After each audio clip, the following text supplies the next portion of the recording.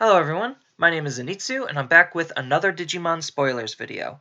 So today we got a lot of new spoilers to talk about thanks to a Japanese magazine. So let's just dive right in. First up we have Kentarosman. So Kentarosman is another Royal Knight, so that's cool that we're seeing more Royal Knights. And stat-wise, he's looking to be just your average Mega, which isn't necessarily a bad thing, but he does have two really powerful abilities. So his first one is a when Digivolved, you get to choose up to 5 of your opponent's Digimon, and they get security attack -2 until the end of their next turn. So that's really powerful because we already see that Yellow is kind of carving out a minus security attack theme in this set. So -2 ensures that if they even have a security attack +1, that they're still not going to be dealing any damage, and this is up to 5 of the opponent's Digimon. I don't necessarily see many players have more than 5 Digimon on board at a time, but it is possible.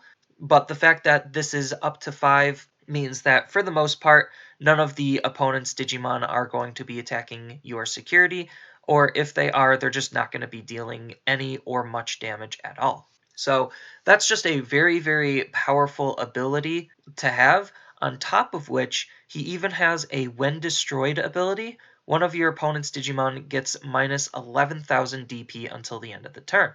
So this is strong enough to clear a lot of Megas in the game or below, and this is on a destroyed effect, so he's basically like a walking time bomb where you play him, they're not going to be dealing any damage to your stuff, and then when he gets destroyed, then you get to basically destroy one of your opponent's Digimon. Now, I know it's not exactly one of the opponent's Digimon, but 11,000 DP is a very respectable amount that could clear the vast majority of a lot of Digimon that aren't Megas. And even then, it could still clear some Megas. So he is just a very powerful addition to Yellow, and Yellow is definitely looking to be very strong in the set. So next, going down to some of the other Digimon, we have Poroman. So Poroman is a new red Digitama, and it has the inheritable skill of, when attacking, destroy one of your opponent's Digimon with 1000 DP or less.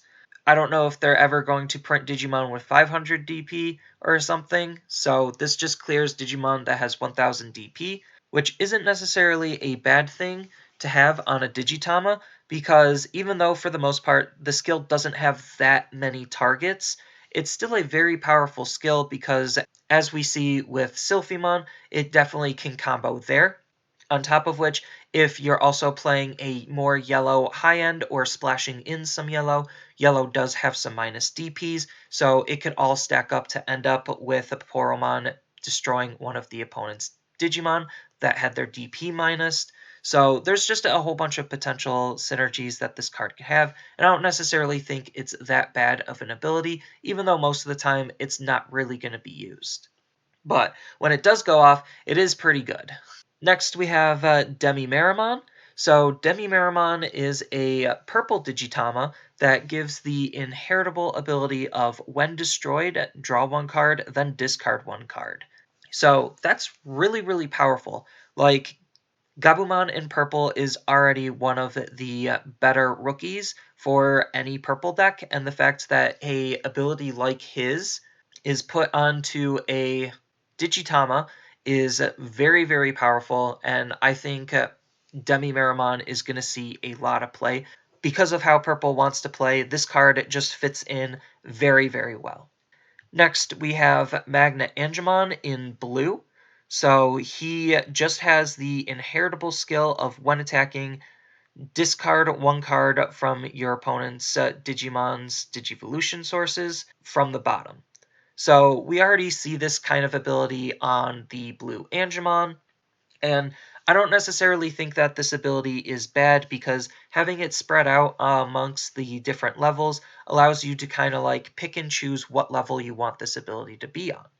On top of which, still attacking the opponent's Digivolution sources isn't necessarily a bad thing, because that's like half of what blue has been trying to do for a while. the fact that you still kind of want to see these abilities sometimes is just a very, very good thing. Next, we have a new Angelmon. So Angelmon has a when Digivolved ability of until your opponent's next turn, one of your opponent's Digimon gets security attack minus, I think it's either 1 or 2. Giving an opponent's Digimon minus a security attack makes it so that they're probably not going to want to attack with that Digimon. So it potentially extends your life a little bit more. And she has the really, really powerful inheritable ability of when attacking, if your security is 3 or less, you may play one level 3 yellow Digimon from your hand without paying its cost. So we currently already see this type of effect on Magna. Kind of means that you could play it with some different megas, or you could stack it with Magna, and then you could potentially get 2 out of the effect. So it's just really something interesting and something powerful to think about. Next, we have Flymon. So Flymon is just your general security Digimon, where after the battle with this card, you may put it into play without paying its cost.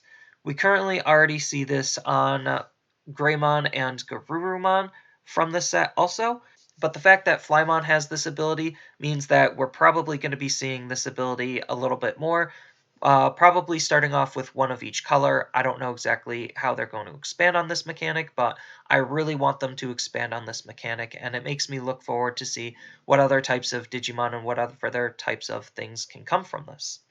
Next, we have Black Gatomon, which is just another more general security Digimon, and yeah, that's really all that there is to her.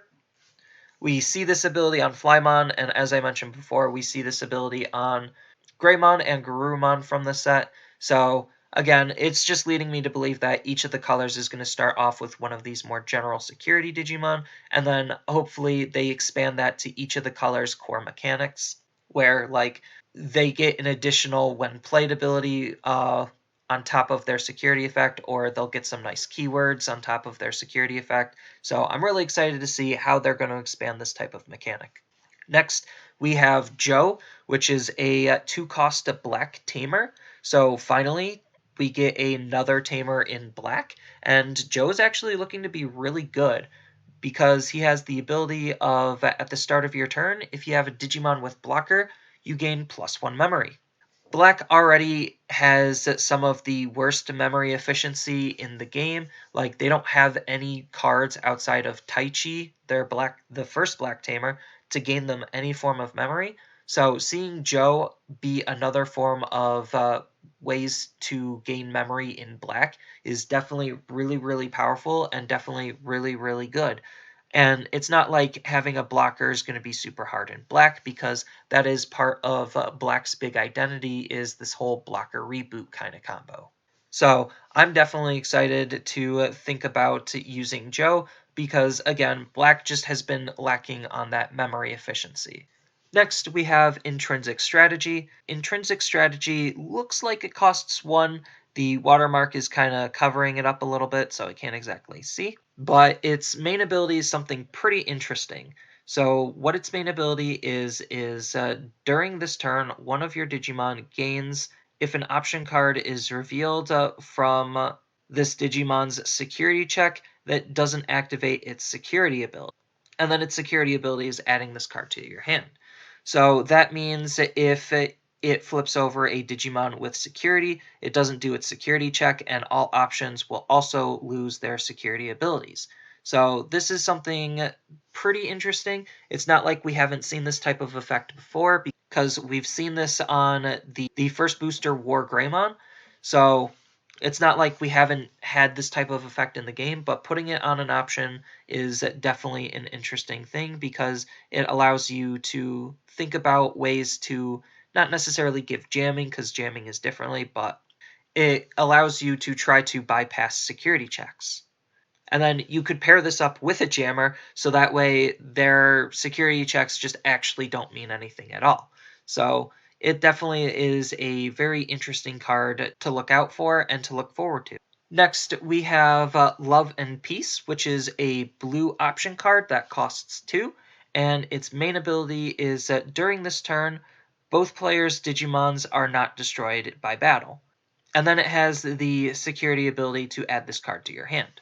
So that's pretty interesting because we haven't really seen any cards that give like any innate protections, and this allows you to basically stop the opponent from trying to destroy your Digimon by battle. So it allows you to swing a little bit more safely. Yes, the Digimon still will die to, let's just say, removal effects, but the fact that they just don't be destroyed by battle means that the opponent isn't going to be swinging into your Digimon for a turn. So I really think this card's pretty interesting, considering it also works for the opponent, so you're probably not going to be attacking into the opponent's Digimon either. And then the last card that we got shown for today is going to be Mega Gargamon. This is the Mega form for the Terriermon line, and he has two really powerful abilities.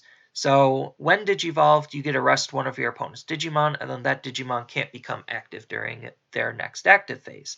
So he has that Puppetmon lock effect, except it's locked to one Digimon and not all of the opponent's rested Digimon. So he's a little bit worse than Puppetmon in that regards, but that type of effect is still very, very good because it could potentially lock out their most important Digimon from either blocking or attacking.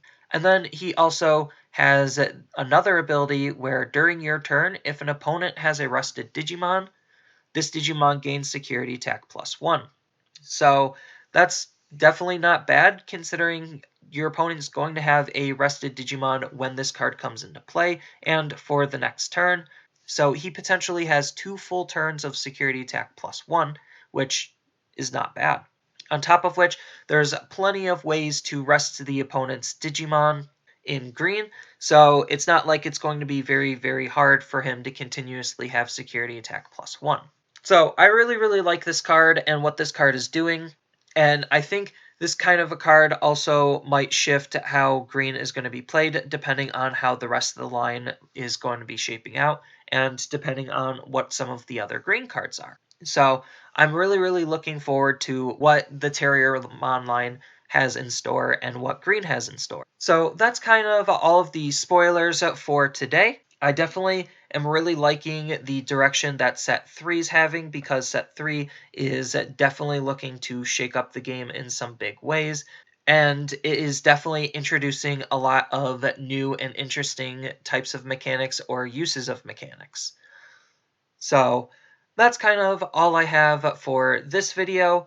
As always, feel free to tell me your thoughts down in the comments below, and don't forget to like, share, and subscribe for more content, and I will see you in the next video.